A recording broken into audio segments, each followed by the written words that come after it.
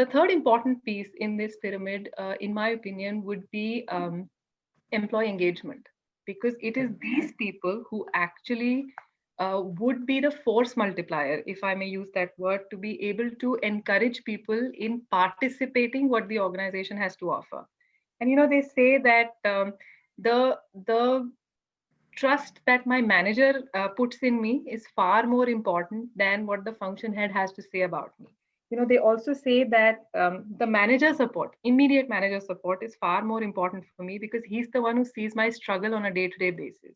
So the empathy that they can bring in, or the personal bonding that they can bring in with the team to know what is it that he or she needs to sponsor me for, would directly come from this mid-manager layer. And enough and more research, I don't even have to bring that up, is an engaged employee will be a productive employee. And this manager is able to see small changes and incremental output immediately after that. So he also knows how to influence a particular individual, because this is a personal connect. A leader will always be one to many. A mid-level manager will always be a one-on-one, and therefore he knows my triggers far more. And therefore it's important that he continuously keeps his team engaged, and we empower him enough to be able to either take those decisions or push or nudge or pull the string. Sometimes these people are also extremely important, because they're the ones who kind of pull back the horse when the horse is not going in the direction that you wanted him to go. So all of that summarized into employee engagement, and they are actually they're actually the implementers for that. The fourth important thing here would be that they are equally important for compliance.